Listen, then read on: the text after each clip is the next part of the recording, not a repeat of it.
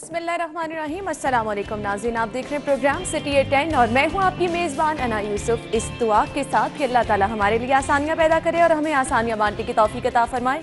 आज के प्रोग्राम का बाकायदा आगाज़ करेंगे और अच्छी खबर सबसे पहले ये है, लाहौरी जो कि इंतज़ार कर रहे थे कि कब बसंत की इजाज़त दी जाए, तो अब पंजाब हुकूमत की जानिब से बाकायदा तौर पर ऐलान किया गया है कि बसंत मनाई जाएगी। गालिबन फरवरी का पहला हफ्ता बताया जा रहा है, लेकिन इस हवाले से कमेटी भी कायम कर दी गई है जहाँ पर ये अच्छा इकदाम उठाया जा रहा है। और शहरियों की जो एक बहुत बड़ी ख्वाहिश थी कि बसंत जैसा त्यौहार जो है, रंगों से भरा त्यौहार वापस लौट आए, तो जब ये त्यौहार मनाने का फैसला किया जा रहा है तो मेरे ख्याल से वहीं पर हमें भी अपनी जिम्मेदारी का जो है वो एहसास समझना चाहिए। जैसा कि हम देखते हैं कि इस तरह के त्यौहार पर बहुत सारे नाखुशगवार वाक़यात हो जाते हैं, तो अपनी तरफ से कोशिश करनी चाहिए कि किसी भी किस्म का नाखुशगवार वाक़या जो है वो ना हो पाए और ये एक त्यौहार जो है इसको त्यौहार की तरह से मनाया जाए। साथ ही साथ सिटी 42 जो कि इस काविश में भरपूर तौर पर आगे था, क्योंकि शहरियों की जानिब से बार बार हमें ये कहा जाता था कि जी बसंत जो है वो त्यौहार है तो वापस आना चाहिए। तो सिटी 42 क्योंकि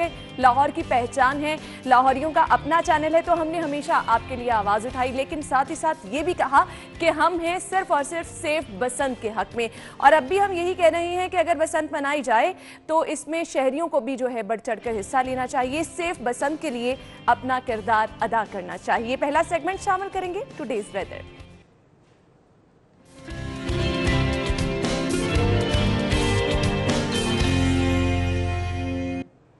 जी, तो शहर के मौसम की सूरत हाल क्या है, महकमा मौसमियात की जानिब से क्या कहा जा रहा है, सादिया खान हमारे साथ होंगी। सादिया, बताइएगा शहर का मौसम कैसा रहेगा, क्या प्रेडिक्शन की जा रही है? जी हाँ, मौसम की बात करें तो सबसे पहले हम बात करते हैं लाहौर के मौसम के हवाले से। तो आपको बताती चलूँ, दिसंबर जो है बीते जा रहा है। हम सबको उम्मीद ये थी कि दिसंबर का माह काफ़ी ज़्यादा सर्द गुजरेगा, ठंडी हवाएं चलेंगी, धुंध हो सकती थी, अगर बारिशें होती तो मौसम जो था वो मज़ीद सर्द हो सकता है। अच्छी खबर है शहरियों के लिए कि महकमा मौसमियात की जानिब से कहा यह जा रहा है कि जनवरी का आगाज़ जो है वो अच्छे मौसम के साथ होगा। लाहौर में बारिशें हो सकती हैं, अगर लाहौर में बारिशें हो गई तो जनवरी और फरवरी जो है वो मज़ीद सर्द हो जाएंगे। आज हम दर्जा हरारत के हवाले से बात करते हैं। सूरज जो है आबोताब के साथ चमकता है, जिसकी वजह से दर्जा हरारत ज़्यादा से ज़्यादा दिन के टाइम है वो 30 से 32 के दरमियान रहता है और रात के टाइम का दर्जा हरारत जो है वो 18 से 20 के दरमियान रहता है। अभी फिलवक्त दिसंबर के माह में उस तरह से बारिशें नहीं हुई, जिसकी वजह से मौसम जो है उस तरह सर्द नहीं हो पाया, लेकिन उम्मीद जाहिर की जा रही है कि जनवरी का महीना काफ़ी ज़्यादा अच्छा गुजरेगा, क्योंकि बारिशें हो सकती है और दर्जा हरारत में कमी वाक़ई होगी। जनवरी में बारिशें भी हो सकती हैं। सादिया हमारे साथ थी, शहर के मौसम के हवाले से हमें बता रही थी। सादिया, आपका बहुत शुक्रिया। आज की टॉप स्टोरीज शामिल करेंगे, कौन कौन सी खबरें हैं जो कि हम डिटेल में डिस्कस करेंगे। सबसे पहले जी, सिटी 42 की मुहिम कामयाब हो गई है, रंग ले आई है। बसंत पर पाबंदी खत्म कर दी गई है, फरवरी में बो काटा होगा।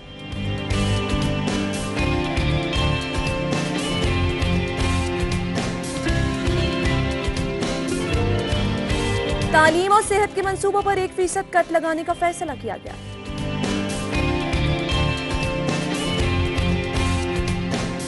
दाता दरबार पनाहगाह 3 माह में मुकम्मल होगी, अब कोई फुटपाथ पर नहीं सोएगा, चौधरी जहीर और मुराद राज की जानिब से बताया गया। लाहौर पुलिस का इंतजामी ढांचा तब्दील, काम आखिरी मराहिल में दाखिल।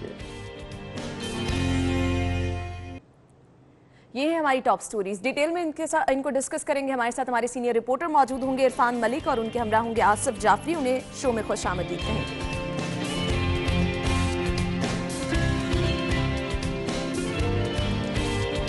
आसिफ जाफरी, आप कुछ सोचते आ रहे हैं और हम परेशान हो गए कि हमारे रिपोर्टर्स कहाँ रह गए। इरफान मलिक तो हमेशा की तरह लेट है और आसिफ जाफरी टाइम पे थे। खैर, पहली खबर की तरफ जाते हैं। सिटी 42 की मुहिम कामयाब हो गई है। मेरे ख्याल से बहुत देर से ये एफर्ट की जा रही थी और बार बार मुझे याद है कि जब भी हम बसंत के हक में बात करते थे सबसे पहले कहते थे सेफ बसंत। क्या कहेंगे इरफान मलिक? है ना, बिल्कुल ये एक बहुत अच्छी चीज़ है और 9 साल के बाद लाहौर की रौनकें दोबारा बहाल होने की जो उम्मीद नज़र आ गई है और अब इसका फ़ैसला भी कर लिया गया है कि फरवरी के दूसरे हफ्ते में इसको सेलिब्रेट किया जाएगा। लेकिन इसके साथ साथ जैसे आपने बात की कि सेफ बसंत के हवाले से हम हमेशा बात करते रहे हैं और ये पूरे लाहौर का नहीं पूरे पाकिस्तान का ये मुतालबा है कि सेफ बसंत होनी। इसमें देखिए 2-3 चीज़ें हैं, अगर इस पे कंट्रोल पा लिया जाए तो ये बसंत जो है सेफ़ है। अगर आप पिछले 10-15 साल पहले की बात करें, जब हम लोग बसंत बनाते थे तो उस वक्त भी जो था वो डोर भी थी, पतंग भी थी और उसके ऊपर जो था वो मांझा भी लगा होता था, लेकिन उसके बावजूद जो आपको इतने जो गर्दनें कटती हुई नज़र नहीं आती थी, इतने ऐसे वाक़यात जो रूनुमा नहीं होते थे।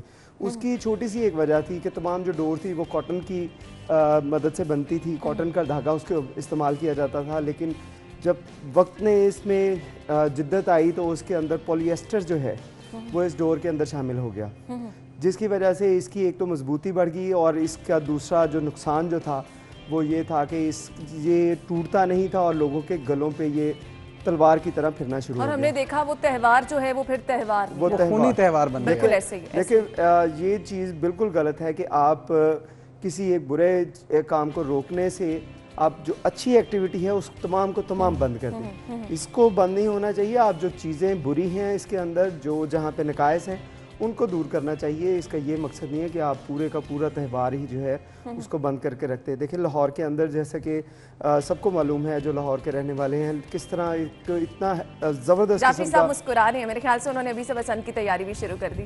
ऐसा ही है बसंत।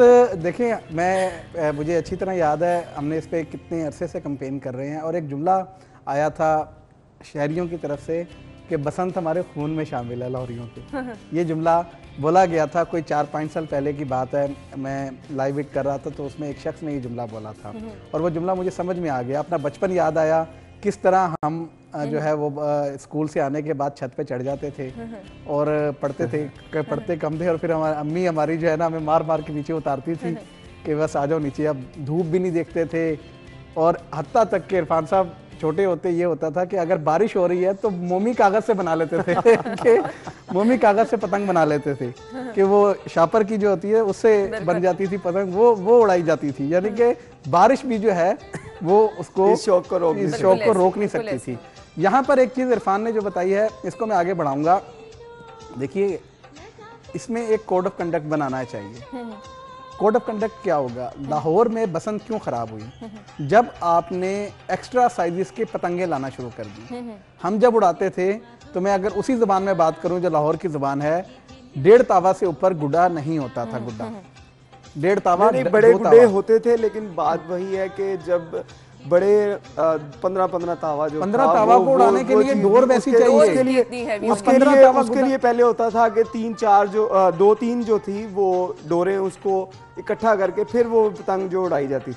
लेकिन अब जो मामलात ऐसे हैं कि जिस किस्म की डोर जो मार्केट के अंदर अवेलेबल है, जिसके अंदर पॉलिएस्टर है, केमिकल नाम की कोई चीज़ नहीं है, इसके अंदर पॉलिएस्टर है। पॉलिएस्टर टूटता नहीं है, पॉलिएस्टर जो है वो उसकी लचक मजीद बढ़ती जाती है, जिसकी वजह से डोर जो है वो गलों पे फिरती है।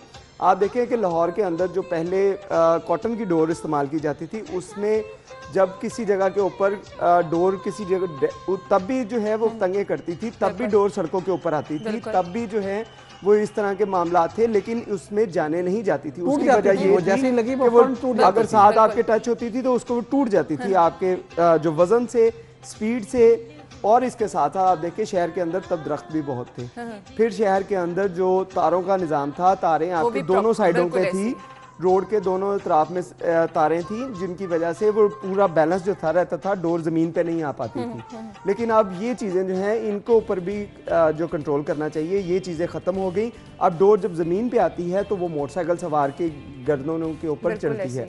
बात यही है कि आप इसमें सिर्फ अगर कॉटन की डोर इस्तेमाल की जाएगी तो इसमें हादसा कम से कम तर होंगे, बल्कि होंगे नहीं। अच्छा, दूसरा कल आमिर भाई, कल ये फैसला बाद में हुआ, कल हमने शो में बसंत के हवाले से डिस्कशन भी की, तो आमिर भाई ने एक बहुत अच्छी चीज जो सामने रखी कि सिर्फ और सिर्फ अगर इसको अंदरून शहर तक भी महदूद कर दिया जाए, क्योंकि ये त्यौहार भी अंदरून शहर का था, तो मेरे ख्याल से ऐसे जो हादसा हैं ये बाकी शहर के साथ जाती है, बाकी शहरों के साथ जाती है। हम ये भी देखते हैं बाहर से कितने लोग यहाँ पे बसंत मनाते हैं, अंदरून में लोग भी कितने रह गए हैं? अब सारे तो वहाँ सारे commercial वहाँ हो पे गए। Commercial plaza. और दूसरी चीज ये मुमकिन नहीं है, ये बिल्कुल गलत है आमिर साहब की अगर बात है कि इसे अंदरून तक मुख्तस किया जाए, आप लाहौर को सिर्फ अंदरून तक कर रहे हैं। नहीं, दूसरा फिर एक उसमें ये भी चीज देखी जाती है, हमने देखा हमेशा बसंत के त्योहार पर दूसरे शहरों से कितने वो तो लोग देखिए हैं। शहरों से कहाँ हमारी से सुन- मैं अब आपको एक जब चीज याद होती है कराऊं, तो वो 1-2 मील तक वो उसके लिए जाना कोई मसला नहीं होता, 2-4-5 मील जाना पतंग के लिए मसला कोई नहीं। बिल्कुल। अब अंदरून शहर में अगर आप पतंग उड़ाएंगे तो इसका क्या मतलब है कि वो पतंग जो है वो लाहौर अंदरून शहर से बाहर नहीं जाएगी। ये तो एक मैं समझता हूँ एक बड़ी अजीब सी बिल्कुल, जो बिल्कुल। है लेकिन- वो लेकिन मनता इरफान क्या है मलिक, दूसरी कि चीज एक चीज यहाँ पे मैं ऐड करूंगा, ये इरफान साहब की बात से इन्होंने पॉलिएस्टर की बात की है, जुल्म की इंतहा ये हो गई इस त्योहार में कि पॉलिएस्टर से ऊपर भी एक चीज है जो मछली पकड़ने वाली जो बिल्कुल, डोरी वो होती भी- है वो नायलॉन की होती है, नायलॉन। वो पॉलिएस्टर का भी बाप है। वो इंतहाई खतरनाक डोरी है। देखिए हमारे जमाने में तंदी होती थी एक, बिल्कुल जब हम सही, लोग उड़ाते सही। थे, तंदी जो तंदी से उड़ाता था हम उसको बहुत बुरा मानते थे। अच्छा, ये बात हकीकत है, ये इसके भी कुछ असूल हैं, पतंगबाजी के भी पतंगबाजी के असूल हैं, और जो उन असूलों पे पूरा नहीं उतरता था ईंटें चल जाती थी उस दौर में, मुझे याद है अच्छी तरह। क्यों? अगर आप ढील का पेचा कर रहे हैं और किसी ने आपको आके खिंच का पेचा आपकी काट दी है तो बाकायदा तौर पे लड़ाई होती थी। किसी ने तंदी से उड़ाई हुई है तो तंदी से अगर वो लेके आपकी पतंग साथ ले जाता था, इस पे लड़ाई होती थी। चमेड़ू जिसे कहते थे हम, कि ये चीजें एक पूरा असूल रखती थी। ये इस त्योहार का, इस खेल का कुछ इसका असूल जवाबित थे, उनके ऊपर अमल किया जाता था। और बाकायदा मोहल्लों में, इनको याद होगा, ये भी मोहल्ले के रहने वाले हैं, वो बाकायदा उसके बाद छत से उतरता था वो और जाके लड़ता था कि तुमने ये हरकत क्या की। नहीं, छत से नहीं उतरते थे, साथ साथ तो छतें होती हैं तो उस पे ईंटें वहीं से चल जाती थी। ये कोई जाके बैठ करना तो बड़ी दूर की बात है। को हमें देखें, इस त्योहार गलत नहीं था, इसे गलत बना दिया ताजिरों ने। बिल्कुल, चीजें जिसमें ऐसी वो ना इख्तरा जब कर दी बिजनेस गई, बन गया और फिर जब पैसा वहां से आना शुरू हो गया तो फिर नई से नई चीज, ज्यादा से ज्यादा पैसा कमाने के जिद्दत लिए आनी जो ना, शुरू होगी। देखिए बिल्कुल पहले ऐसे। ये होता था घरों लेकिन के इरफान अंदर मलिक की कैसी जिद्दत है, क्या आप जिंदगी किसी की जाने ले, ये बिल्कुल मैं आपकी बात से इत्तेफाक करूंगा, ऐसी चीज़ नहीं होनी चाहिए। लेकिन देखें हम जो बात कर रहे हैं कि जब ये बसंत होती थी तो हम लोग अपने घरों के अंदर, वहाँ पे रात को बारबेक्यू होता था, हमारे घर के अंदर जो थे गेस्ट आते थे, दूसरे शहरों से भी आते थे, दूसरे मुल्कों से भी आते थे लोग, घरों में आके रहते थे। लेकिन इसके बाद जब इसमें जो जिद्दत आई, इसमें मॉडर्न आया, इसमें ग्लैमर आ गया, तो उसके बाद क्या हुआ, होटलों की छतें जो हैं वो बुक होना शुरू हो गई, लोगों ने इसमें पार्टियां रखनी शुरू कर दी, टिकटें लगनी शुरू हो गई कि इस छत के ऊपर अगर आए पाएंगे तो इसमें 10,000 देंगे, 15,000 रुपया देंगे एंट्री फीस, तो फिर आप एंटर हो और सकेंगे। प्रॉपर डेकोरेशन भी फिर लोगों ने उसकी फिर मुनासिबत से कराना उसमें शुरू बहुत कर चीज़ें फिर बीच में ऐड होगी, तो जिसकी वजह से ये मामला जो है वो ख़राब होते बिल्कुल। हैं। सादगी के साथ अगर इस जो इसका फेस्टिवल अपना को हुस्न जो है ना, जो सादगी उसका में- पुराना हुस्न है उसी में रहे, अगर ये उसी में रहे तो अब ये बहुत यकीन बेहतर है। कीजिए, मुझे याद है अच्छी तरह कि इस्लामाबाद, कराची से लोग पूछा करते थे बसंत कब है। पहले ज़माने में जब हम लोग छोटे थे तो ये बात आती थी कि बसंत पाला उड़ंत, कि फरवरी के एंड पे 22 फरवरी से लेकर 24 फरवरी को बसंत अनाउंस होती थी। उसके बाद जो है वो सर्दी का जोर टूट जाता था। सही। बसंत पाला उड़ंत कहते थे हम, कि बस उसके बाद जो है सर्दी अब जा रही है। दूसरी चीज़ यहाँ पे सबसे अहमियत की हामिल ये है कि अगर इन्होंने बसंत मनानी है तो सबसे पहले जाकर इन नायलॉन वालों, तंदी वालों और इनको पकड़ें, यानी प्रॉपर कानून साजी की जरूरत है। इरफान मलिक, आप तो हमेशा कवर भी करते रहते थे, कितने हादसात हुए, इस तरह से डोर फिरने के वाकयात सामने आए, तो कौन कौन से मराहिल हैं जहां पर कानून साजी होना बहुत ज्यादा जरूरी है? देखिए ना, बिल्कुल ये बात है कि हादसा नो डाउट बहुत हुए, बहुत लोगों की जानी नुकसान हुए और हम उनके दुख दर्द में बराबर के शरीक हैं। लेकिन अगर आप बात करें कि एक जो अच्छा त्यौहार है उसको बंद कर दिया जाए, आप देखिए ऑरेंज लाइन ट्रेन जो है ये इसके अभी बनी नहीं है, कंप्लीट नहीं हुई, इसमें अब तक जो है वो 70 से प्लस जो लोग जो हैं वो अपनी जानों से हाथ धो बैठे हैं। तो इसका ये मतलब नहीं है कि आप ऑरेंज लाइन ट्रेन बंद कर दें। सड़कों के ऊपर 3 माह के दौरान 129 अफराद को जो हादसात में मरे और 120 अफराद जो हैं वो शहर के अंदर कत्ल हुए, यानी कि जो लोग कत्ल हुए उससे ज्यादा लोग हादसात में मर गए। इसका ये मतलब नहीं होगा कि हम गाड़ी चलाना छोड़ दें, हम मोटरसाइकिल चलाना छोड़ दें, क्योंकि ये सवारियाँ, ये ज़रूरत ज़िंदगी है। लेकिन उस ज़रूरियात ज़िंदगी से हट के अगर आप देखें कि एक फेस्टिवल है, उसके अंदर 14, 10, 12, 15 जितने भी लोग, जान तो एक भी बहुत ज़्यादा कीमती है, एक जान भी है उसका कोई नेमुल बदल नहीं है। जिसकी जान गई उसके घर में जाके पूछे उस पर क्या बीती है। बात ये है कि जिन लोगों की ये जिनकी वजह से ये खराब हुआ है उन लोगों को कानून के तहत जो है वो सख्त से सख्त सजा देने की जरूरत है। जो इस तरह की जो घटिया हरकत करेंगे कि नायलॉन की तार से या अपना पॉलिएस्टर उसके अंदर इस्तेमाल करेंगे जिससे लोगों की जानें जाएंगी, तो ऐसे लोगों को कतई तौर पे माफ नहीं किया जा सकता। जगह मुख्तस कर दी जाए, कुछ ऐसी दुकानें ऐसी बना दी जाए जहां से प्रॉपर चेकिंग के बाद जो है आप डोर वगैरह सेल करवाएं। ऐसी चीजें बहुत की जा सकती है, ऐसी बहुत चीजें की जा सकती है। इरफान साहब, अगर आपको याद हो तो सबसे मोटी डोर जो होती थी वो 2 नंबर डोर होती थी, बिल्कुल, और वो 2.5 तावा गुड्डा उड़ाने के लिए इस्तेमाल होती थी। इससे अगर आप इससे कम गुड्डा उससे उड़ाएंगे तो वो उस गुड्डे में तल नहीं आता था, वो डी बन जाती थी। अच्छा, उसका एक तरीका था। उस दौर के डोरों के नाम अगर मैं आपको बताऊं तो सबसे मोटी डोर 2 नंबर, और 2 नंबर उड़ाने वाले को कोई अच्छा नहीं समझा। अच्छा, मुझे लग रहा है जाफरी साहब ने टका के बसंत बनाई हुई है, हर चीज का बताया और इस दफा भी आप तैयारी करने वाले हैं। बिल्कुल, मैं तो जब से ये खबर सुनी है और मैं मेरे लिए और ये बात ये बिल्कुल ठीक है, जब से ये कल जब कज़ाफ़ी साहब ने ये खबर दी थी कि हुकूमत ने एक कमेटी तश्कील दे दी है बसंत के इंतजामात के हवाले से, और इससे पहले भी पिछली साबका हुकूमत में भी जब भी ये खबर चलती थी कि हुकूमत ने एक कमेटी तश्कील देगी तो तजावीज़ देगी, तो उसके बाद लोगों का एक अंबार होता था जो फ़ोन करके पूछते थे मल साहब अब बसंत हो रही है ऐसा ही है, यानी लाहौरी इंतजार करने लग जाते हैं। बिल्कुल ऐसे ही हम गुफ्तगू का सिलसिला आगे बढ़ाएंगे, लेकिन इस खबर को मैं इस तरह से कंक्लूड करूंगी कि जहां पर ये एक अच्छा त्यौहार दोबारा से जिंदा होने जा रहा है, वहीं पर आपको भी जिम्मेदार शहरी होने का सबूत देना है। जहां पर अगर हुकूमत पंजाब की जानिब से ये फैसला किया जा रहा है, जैसे हमेशा सिटी 42 ने कहा, बसंत जरूर बनाएं लेकिन सेफ बसंत, अपना भी ख्याल रखें, दूसरों का भी ख्याल रखें। ब्रेक की तरफ जाएंगे, ब्रेक के बाद हम दोबारा हाजिर होंगे, हमारे साथ रहिए। ब्रेक के बाद आपको एक बार फिर से खुश आमदीद कहेंगे। अगली खबर की तरफ जाएंगे। तालीम और सेहत के मंसूबों पर 1% कट लगाने का फैसला किया गया है। जाफरी साहब, क्या कहेंगे आप? दावे बड़े बड़े किए जा रहे थे, तालीम, सेहत, तरजीहात, और मेरे ख्याल से ये बुनियादी चीज़ें हैं जो किसी भी मुआशरे की तरक्की के लिए बहुत ज़्यादा ज़रूरी हैं। यहाँ पर कट लगाना ठीक तो नहीं है? इस शोबे में कट लगाना बिल्कुल ठीक नहीं है, और इस शोबे का कट लगा कर ये पैसे कहाँ खर्च कर रहे हैं? मुल्क को सरसब्ज़ व शादाब बनाने के लिए ये PHA को पैसे जाएंगे। क्या किसी और मद में कट नहीं लगाया जा सकता था? बिल्कुल, लोग बीमार हो जाएंगे, अस्पतालों में पड़ जाएंगे, आपका शहर साफ सुथरा और सरसब्ज क्या कहेगा? दूसरी सबसे बड़ी चीज़ तो ये है कि आप ये देखिए, मुझे जाहिद चौधरी की अभी आपकी बात से खबर याद आ गई कि हमारी गवर्नमेंट ने, मैं लाहौर की बात कर रहा हूँ, प्रोक्योरमेंट नहीं की।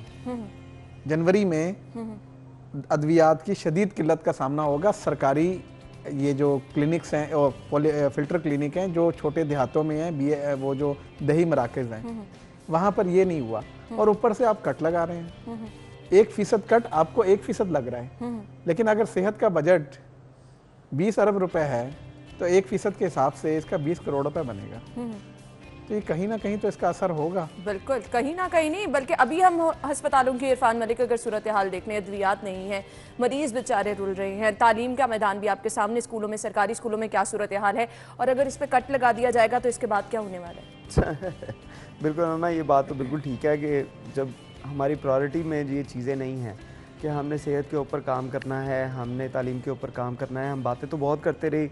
ये जो गवर्नमेंट जो है, ये जब गवर्नमेंट में नहीं थे तब ये बातें बहुत करते थे, लेकिन अब इनके जो इक़दामात हैं वो उससे तो लग रहा है ये इनकी प्रायोरिटी में ये चीज़ें हैं ही नहीं। वो सिर्फ बातें थी, वो दावे थे, वो सिर्फ एक सुहाने ख्वाब दिखाए गए थे जो अब जो है वो पाया तकमील पे पहुंचते हुए नज़र नहीं आ रहे। देखे ना, इसमें अब जो PHA को पैसे दिए जा रहे हैं, PHA को किसी और जो प्रोजेक्ट से, डेवलपमेंट के प्रोजेक्ट से दे दें, आप कोई और तरक्याती स्कीमें आपने अगर कॉम्प्रोमाइज कर रहे हैं, सबसे बड़ी बात आप सेहत पे ऊपर कॉम्प्रोमाइज कर रहे हैं। 1% कट जो है उसके ऊपर लगा रहे हैं। पहले आपने उसको क्या दिया सेहत पे, जो अभी भी आप हॉस्पिटल्स में जाके देखें, यही डॉक्टर यास्मीन राशिद थी जब बातें करती थी कि हॉस्पिटल्स के अंदर जो बेड नहीं है, हॉस्पिटल में डॉक्टर्स नहीं है, हॉस्पिटल में मेडिसिन नहीं है।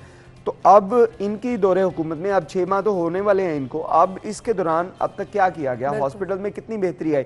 अभी भी मरीज जो हैं वो पर्चियां लेकर जो मेडिकल स्टोरों पे जा रहे हैं, उनको वहाँ पे अद्वियात नहीं मिल रही। अभी भी मरीज वहाँ पे रो रहे हैं कि उनको अंदर बेड नहीं मिल रहे। अभी भी मरीज रो रहे हैं कि अंदर डॉक्टर जो हैं वो मौजूद नहीं है। आधे अस्पतालों में वैसे डॉक्टर्स हड़ताल करके, आधे हॉस्पिटल्स में एहतजाज जारी है, वो आउटडोर बंद है। जो लोग अभी भी देखे, बाहर से जो लोग आते हैं, आउटडोर में कौन लोग आते हैं? आउटडोर में लोग आते हैं जो शेखुपुरे से आ रहा है, कोई गुजरांवाला से आ रहा है, कोई जड़ांवाला से आ रहा है, वो लोग जब यहाँ पे पहुंचते हैं पता लगता है जी हॉस्पिटल तो बंद है, अब कितने दिन बंद रहेगा जी इसका कोई पता नहीं है, जब हड़ताल खुलेगी तब खुलेगा।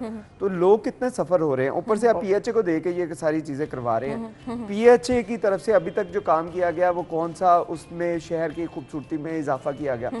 पीएचए की तरफ से भी जो काम किया गया वो देखें आपके तमाम का तमाम काम आर्टिफिशियल है, कोई उसमें लॉन्ग टर्म प्लानिंग नहीं है कि हमने किस किस्म के पौधे लगाने हैं, हमने किस किस्म के दरख्त लगाने हैं जिससे एनवायरनमेंट को फर्क पड़े, खूबसूरती बढ़ेगी, वो ऐसी कोई प्लानिंग नहीं है। आप देखें शहर के अंदर आपको कई जगहों के ऊपर, कई मकामात के ऊपर पीएचए की तरफ से लगाया दरख्त एक नजर आता है, कोनू जिसे कहा जाता है। कोनू एक वो दरख्त है जो एनवायरनमेंट के लिए बहुत ही खतरनाक है, और पिछले 10 साल से ये पीएचए जो है जिसको पैसे दिए जा रहे हैं आप लगाने के लिए, यही कोनू जो है वो शहर में लगाई जा रहा है। शहर के साथ साथ इसने पूरे पंजाब में लगाया, सिंध में भी ये कोनू लगना शुरू हो गया। इसको देखते देखते यहाँ पे रिसर्च नाम की कोई चीज ही नहीं है कि रिसर्च करें आप कौन से पौधे लगाने हैं। और अगर प्लानिंग की जा रही है तो वो ये की जा रही है कि तालीम और सेहत पे कट लगा दो, पीएचए को पैसे दे। ना आपने कभी इस चीज पे गौर किया कि लाहौर में परिंदे कम हो गए? बिल्कुल ऐसा है, बिल्कुल। चिड़िया खत्म हो गई, चिड़िया खत्म हो गई, तोते होते थे यहाँ पे सब्ज बड़े, यहाँ पे कौवे और वो रह गए, अब चीले और कौवे रह गए हैं। ऐसे ही है इस शहर में, इस शहर का हुस्न जो चहचहाते परिंदे, बागों का शहर था। मुझे अच्छी तरह याद है हुदहुद होता था यहाँ पे, और कभी आप पार्क में जाते थे सुबह बागे जिना में, बड़े परिंदे हुदहुद आपको नजर आता था। अब चिड़िया नजर नहीं आती, गुलहरी खत्म हो गई है इस शहर से। बिल्कुल ऐसे ही है। क्या वजह है? उसकी वजह यह है कि इन लोगों ने वो दरख्त लगाए हैं जो परिंदों के लिए है ही नहीं। हमारे अपने जो लाहौर के दरख्त थे जिसपे फल लगता था, आपको याद है पंजाब यूनिवर्सिटी के साथ सामने आम के कितने दरख्त होते थे, ऐसे जामुन के कितने दरख्त होते थे। पीएचए को फंड्स मिल रहे हैं, शायद दरख्त लग जाए तो ये वाले नहीं लगा रहे वो सारे, जैसे ये आपने इंपोर्टेड दरख्त लगा रहे हैं, इंपोर्टेड दरख्त लगा रहे हैं जो हमारे एनवायरनमेंट के है ही नहीं। अब यहाँ पे देखे ना खजूर का लाहौर के साथ क्या ताल्लुक है, मुझे ये बताएं। जो खजूर के मेन बुलवार्ड गुलबाग के ऊपर इन्होंने खजूर के दरख्त लगा दिए हैं, इससे लाहौर का क्या ताल्लुक है भाई? ना इसने खजूर देनी है ना किसी ने खानी है, ऐसे ही है, तो आपने वो लगा दिए। खैर अगली खबर की तरफ जाते हैं। दाता दरबार पनाहगाह 3 माह में मुकम्मल हो जाएगी, अब कोई फुटपाथ पर नहीं सोएगा। हमने कल भी इस खबर को डिस्कस किया, मेरे ख्याल से इरफान मलिक की अच्छा इकदाम उठाया जा रहा है। यहाँ पर डॉक्टर भी इन्होंने कहा कि जी मैसर होगा ताकि जो लोग यहाँ पर इलाज मुआलजे की सहूलियात हासिल करना चाह रहे हैं वो भी हासिल कर सकें। अना देखिए बहुत अच्छी चीज़ है, लेकिन इसके साथ साथ आपको इस किस्म की जो यहाँ पे जो लोग आके सो रहे हैं, जो रह रहे हैं, उनके मसाइल को हल करना चाहिए। आप ये नहीं कि उनके जो मसले हैं वो जैसे मर्जी रहे, आपने उनको जगह दे दी, अच्छा जी तुसी इत्थे आके सो लो। देखिए वहाँ पे जो ये जितने पार्क थे, जितने जो रोड थे, ये लोग कौन थे जो यहाँ पे सड़कों के ऊपर सोते थे? इसमें से 90% जो थे वो नशई थे, ऐसे ही है, ऐसे ही। नशा के आदी जो थे वो लोग मौजूद थे। 10% होते हैं जो मजदूर, जिसको जिसको कहीं रहने की जगह नहीं मिली तो उसने यहाँ पे सड़क के ऊपर किसी पार्क के अंदर उसने वहाँ पे बसेरा कर दिन को दिहाड़ी लगाई। ये 10% लोग हैं, उन लोगों को तो आपने फैसिलिटेट करना है, लेकिन ये 90% जो नशे के आदी आप इनका ट्रीटमेंट करवाएं, इनको किसी काम पे लाएं। ये तरीका नहीं है कि आप उनको यहाँ पे आज आपने उनको दे रहे हैं, डॉक्टर भी दे रहे हैं, खाना भी दे रहे हैं, कल आप कहेंगे कि इनको यहाँ पे नशे के लिए जो अच्छा, है। कल हमने जो एक चीज़ देखी वो ये भी बताया कि इतने दिनों में इतने हजार अफराद जो हैं उनको फैसिलिटेट किया गया है। देखिए मैं वही आपको बात कर रहा हूँ, फैसिलिटेशन क्या है? आप उनको रहने के लिए जगह दे रहे हैं, आप उनको वहाँ पे दाता दरबार के सामने लंगर तो आना ही है, भी कर रहे हैं कि इतने दिनों में इतने लोगों को फैसिलिटेट कर दिया उसको आप इरफान साहब यहाँ पे एक जुमला ऐड करूंगा कि आप दरिया के किनारे खड़े हैं, आप लोगों को मछली दे रहे हैं, मछली पकड़ना नहीं सिखा रहे कि भाई ऐसे मछली पकड़ी जा सकती है। उनको आपने फकीर बना दिया है कि ये मछली ले लो, मछली पकड़ना नहीं सिखा रहे। यूटिलाइज करें, यूटिलाइज आप किस तरह करें, उनकी सेहत पे काम करें पहले। उनको 90% ये 100% बात ठीक की है। दरबार की तरफ से मेरा रोज गुजर होता है तकरीबन, वहां पर वो कौन लोग हैं? नशई हैं। क्या वो ठीक नहीं हो सकते? बिल्कुल हो सकते हैं। क्या वो माशरे का फाल शहरी नहीं बन सकते? आप इसी को मॉडल वो टेस्ट केस ले, सारा दिन वहाँ पे पड़े रहते हैं। अच्छा, कहा गया बेघर अफराद की कफालत हुकूमत की जिम्मेदारी है, तो ये लोग किसकी जिम्मेदारी है फिर? ये लोग किसकी जिम्मेदारी है? बेघर, पहली बात तो ये है कि बेघर हों क्यों? हाँ, बिल्कुल। रोजगार होगा तो कोई बंदा बेघर नहीं होगा। ऐसे ही है, ऐसे ही। यहाँ पर ये बात सिर्फ इस बात को सिर्फ उनकी जुमले तक महदूद ना रखें। अब बेरोजगार, बेघर होता क्या है? खुदा ना खास्ता किसी के पास अगर घर नहीं है, वो किराए पे घर नहीं ले सकता। क्यों नहीं ले सकता? उसके पास रोजगार नहीं है, वो किराया नहीं दे सकता। इन तमाम चीजों की अगर आप जड़ पकड़ें तो सिर्फ एक है, वो है रोजगार। ऐसे ही है, जो बंदे के पास रोजगार होगा बिल्कुल ऐसे ही है, वो कभी भी जो है सड़क पे नहीं सोएगा, बिल्कुल वो कभी भी जो है वो उधर नहीं सोएगा। वो 1 करोड़ नौकरियां आनी है, उसमें से इनको भी वो देना इरफान है। साहब आपको याद होगा जब इतने बुरे हालात नहीं होते थे इस शहर के, तो जो नारोवाल, नारंग और ऐसे छोटे शहरों से लोग आए होते थे, इन्होंने घर किराए पे लिए होते थे और उसमें एक कमरे में, जिस तरह दुबई उनके लिए दुबई है, जिस तरह दुबई जाके डेरे आबाद करते हैं पाकिस्तानी, इस तरह ये छोटे शहरों से आके लाहौर में इन्होंने पूरा सिस्टम बनाया होता था। अब रोजगार ही खत्म हो गया। अब आप जाके देखें कि एक मजदूर और राज यहाँ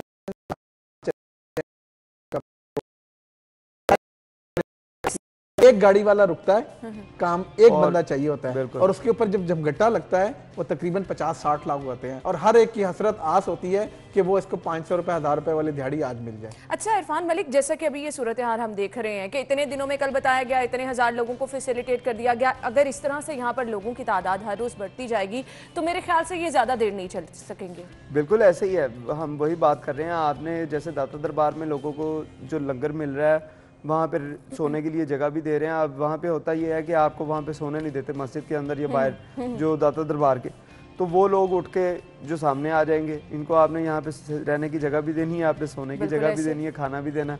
तो ये तो उसका समझें कि दाता दरबार का एक जो है वो सब ऑफिस बना दिया गया, प्रेशर कम किया, सब ऑफिस बना दिया गया। लेकिन एक चीज है इरफान साहब, इसमें अगर इसको यूटिलाइज करें, इसको पॉजिटिव लें, इसको पॉजिटिव लें, इसको इस तरह पॉजिटिव लिया जा सकता है कि वो जो लोग आ रहे हैं उनको वो मसरूफ करें, बिल्कुल उनको रोजगार दें, लगाए। देखिए वो सारे लोग ऐसे हैं जो कोई काम नहीं करते, सारा दिन नशा करके वहाँ पे पड़े रहेंगे। वो लोग कोई काम नहीं करते, या लोगों के गाड़ियां साफ कर लेंगे, या किसी का जो है वो जेब की तराशी कर लेंगे, या वहाँ पे कोई छोटा मोटा चोरी चकारी वाला काम, रहने की जगह भी मिल गई, खाना भी मिल गया, डॉक्टर भी मैसर है। ये चीज अच्छी है, लेकिन इसमें बहुत काम हो सकता है अगर ये पॉलिसी बनाएं। इसको यूटिलाइज बेहतरीन तरीका इसका ये है, कितनी एनजीओज ऐसी हैं जो रिहेबिलिटेशन पे काम कर रही हैं। आप वहां से बंदा पिक करें, आप ये उठाएं, ये 4 बंदे फला एनजीओ को दें, भाई ये आपके बंदे हैं, इनको जो है ठीक करें, इनको माशरे का फॉल शरिया उसका फॉलो अप करें। देखिए सोशल वर्क डिपार्टमेंट कर रहा है ना, एनजीओज पे नजर कौन रखता है? Social work department. एनजीओ देखे ना, फोटो सेशन वाले काम करते हैं, फोटो सेशन से निकल के उनसे ये काम ले, और उनकी जो परफॉर्मेंस है जो साल बाद ये वो करनी, वो इस काम से मशरूत की जाए कि भाई तुमने कितने जो है ये एक माशरे के गैर फाल शहरियों को काम हो रहा है। ये एनजीओज जो सिर्फ फोटो सेशन करके फंड्स खा के अपना ऑडिट सीधा करके जो ये गवर्नमेंट को दिखा देती हैं और नील का वो दे देती हैं अपनी रिपोर्ट के सारी चीजें हमारी ठीक हैं, ये फंड यहाँ आए, यहाँ पे लगे और उनकी तरफ से क्लियर है, ये मशरूत करें इस जगह से कि यहाँ पे जो लोग हैं नशई हैं। कितने लोग जो हैं, इतनी एनजीओ आप उठा के देख लें, आप रोज देखते हैं कि फला एनजीओ इस पे ये काम कर रही, फला एनजीओ ये कर रही, दे उनको टेस्ट केस के तौर पर, ये 10 बंदे आपने कर रहे हैं और हमने आपसे हिसाब लेना है इसका। और जितनी यहाँ पे यहाँ पे लाहौर के अंदर ही जितनी एनजीओज हैं, पाकिस्तान के अंदर जितनी एनजीओज हैं, ये तो लोग जो हैं इससे कई गुना ज्यादा जो लोग हैं वो उसको एडजस्ट कर सकते हैं, लेकिन बात यही है कि सोच काम करवाएं, इनसे काम और सोच के साथ इस गवर्नमेंट की डिजायर कितनी है कि इस चीज को एड्रेस करना है। बिल्कुल सही कहा आपने, बिल्कुल सही कहा। लोगों को फकीर ना बनाए सिर्फ कि आपने ये आप खाना देख दे दिया, ये जुमला जो मैं मेरे जहन में था, इरफान मलिक साहब ने भेज दिया कि आप फकीर बना रहे हैं लोगों को। बिल्कुल। आप अगर आप कुछ अच्छा कर रहे हैं तो उनको यूटिलाइज भी करें, कहीं पर इस्तेमाल करें ताकि उनको रोजगार भी मिले। तो आप देखिए सबसे जो वर्स्ट जगह होती है वो जेल होती है, जो जहाँ पे मुजरिम जाता है। जहाँ पे मुजरिम जब जाता है तो उसको वहाँ पे सुकून से बैठने नहीं दिया जाता, उससे वहाँ पे काम लिया जाता है, उससे मजदूरी करवाई जाती है, उसको काम सिखाया जाता है, लकड़ी का काम करवाते हैं, हैंडीक्राफ्ट करवाते हैं और बहुत से काम है वहाँ से करवाते हैं। तो आप ये नहीं समझे कि चले उस तरह नहीं नौकरियां दिलवा सकते थे।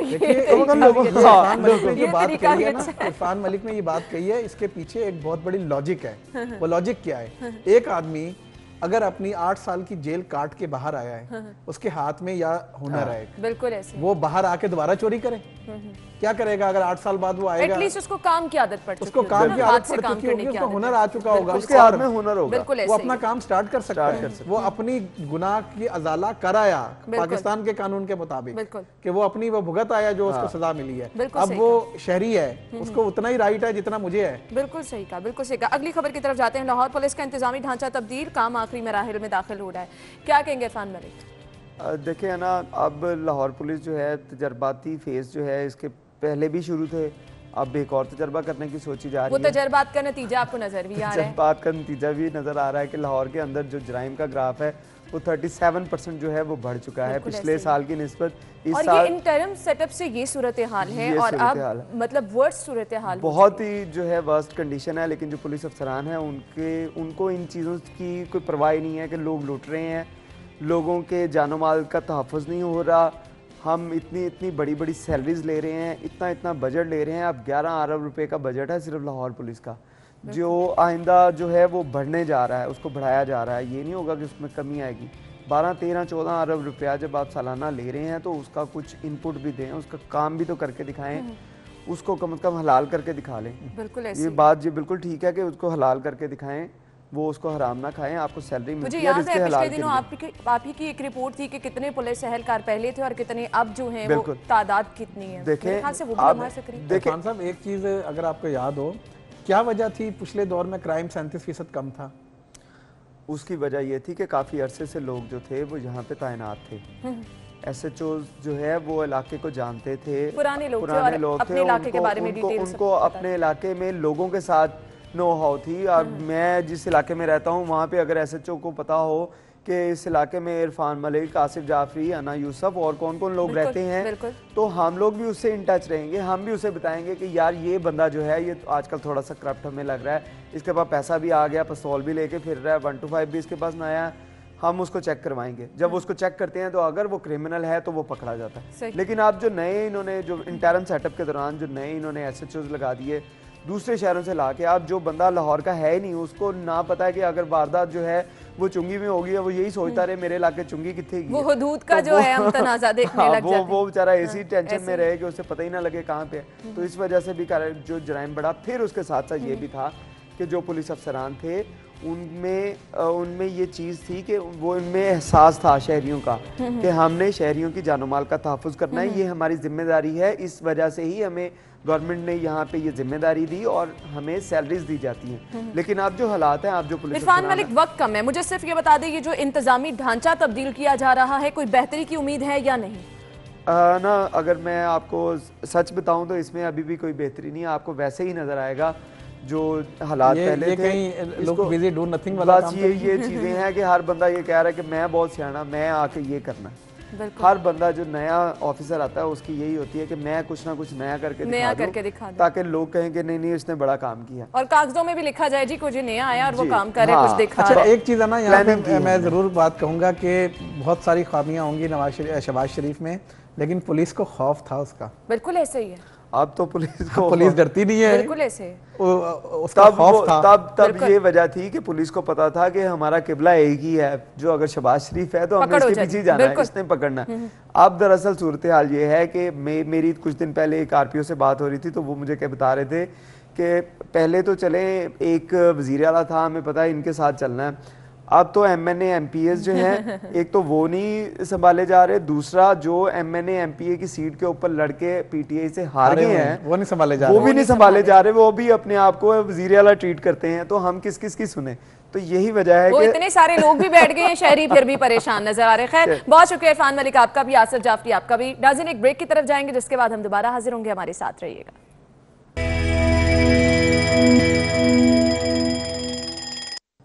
ब्रेक के बाद आपको प्रोग्राम में एक बार फिर से खुश आमदीद कहेंगे। अगर आप मोबाइल खरीदारी के लिए जा रहे हैं, कौन सा मोबाइल आपको किस कीमत पर मिलेगा ये मैं आपको बताऊंगी। सबसे पहले हमारे पास है सैमसंग गैलेक्सी J1, कीमत है इसकी 14,999 रुपए।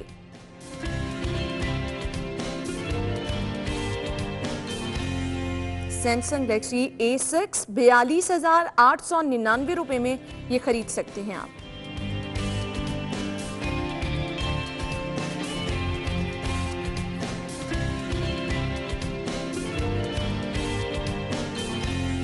नेक्स्ट है जी हमारे पास सैमसंग गैलेक्सी A7 59,999 रुपीज़ में ये आप खरीद सकते हैं।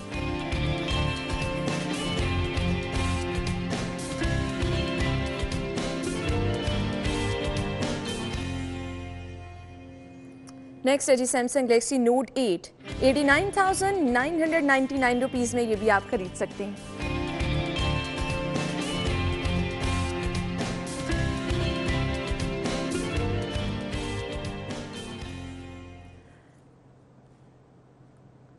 और नाज़रीन अब अगला सेगमेंट शामिल करेंगे बचत बाजार।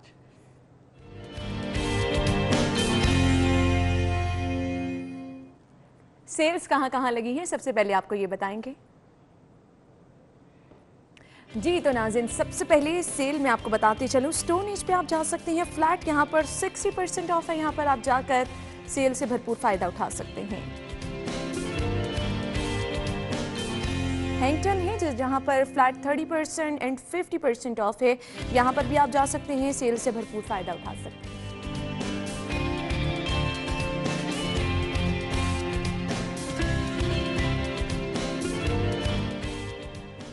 इसके बाद जी प्रमोशन पर अगर आप हाइपर स्टार जा रहे हैं तो क्या मिल सकता है, ये भी मैं आपको बताऊंगी।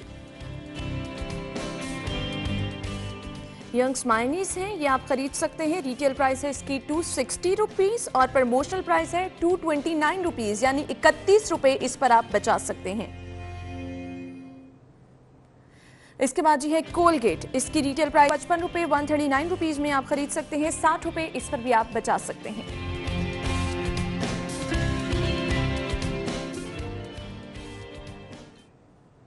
जी तो नाज़रीन अब शामिल करेंगे अगला सेगमेंट, आज के भाव।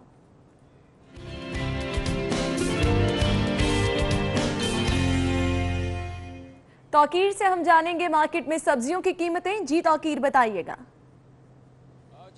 शहर में 3 रुपये मज़ीद सब्जियों की कीमतों में इजाफा जो है वो नज़र आ रहा है, जबकि गुज़िश्ता रोज़ की निस्बत तकरीबन 5 रुपये दूसरी सब्जियों में और 3 रुपये जो है वो मौसमी सब्जियों में इजाफा किया गया था। लेकिन इस वक्त जो है वो प्याज 21 रुपये, टमाटर जो है वो 26 रुपये जो कि 20 रुपये किलो फ़रोख्त किया जा रहा था, लहसन जो है वो 96 रुपये, अदरक जो है वो 181 रुपये फ़रोख्त किया जा रहा है, जबकि खीरा 22 रुपये, करेले जो है वो 38 रुपये, पालक 16 रुपये, लीमू जो है वो 38 रुपये, बंद गोभी 13 रुपये, फूल गोभी 16 रुपये किलो जो है वो फ़रोख्त की जा रही है, जबकि शलजम जो है वो 13 रुपये फ़रोख्त किए जा रहे हैं, जो कि कल 10 रुपये फ़रोख्त किए जा रहे थे। सब्ज़ मिर्च 64 रुपये फ़रोख्त की जा रही है, अरबी जो है वो 38 रुपये, भिंडी 74 रुपये किलो, मटर जो है वो 22 रुपये किलो फ़रोख्त किए जा रहे हैं। शहरियों का इस बात से कहना है कि जो सब्जियों की कीमतों में उसमें 2 दिन में जो है वो 6 से 8 रुपये इजाफा कर दिया गया है, जिसमें कमी लाना जो है वो बहुत ज़रूरी है, कमी लाई जाए ताकि ये सब्जियां हर घर में इस्तेमाल होती हैं और इसको आसानी के साथ पकाया जा सके। जबकि दूसरी जानिब सरकारी नर्फनामा जो है वो दुकानदार, मुतअद्दिद ऐसे दुकानदार हैं जो अवेज़ा नहीं करते,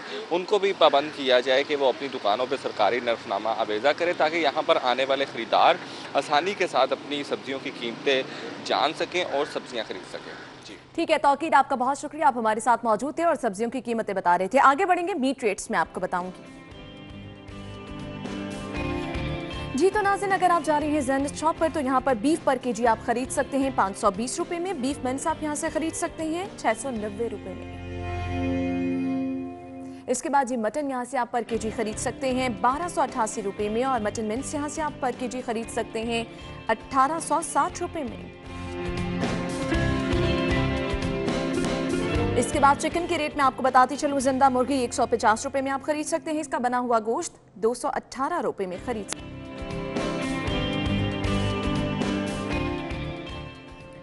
और अगर आप जा रहे हैं अंडों की खरीदारी के लिए तो कीमत क्या है ये भी आपको बताऊंगी।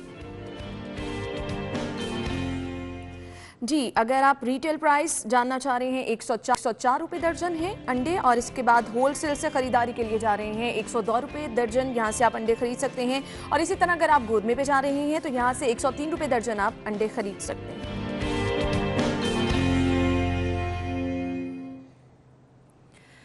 जी तो नाज़रीन अगला सेगमेंट शामिल करेंगे बिग स्क्रीन। जी तो नाज़रीन मूवी टाइमिंग्स आपने जानी, अभी हम एक ब्रेक की तरफ जाएंगे जिसके बाद आप न्यूज़ हेडलाइंस जानेंगे। प्रोग्राम में हम दोबारा हाजिर होंगे, हमारे साथ रहिएगा।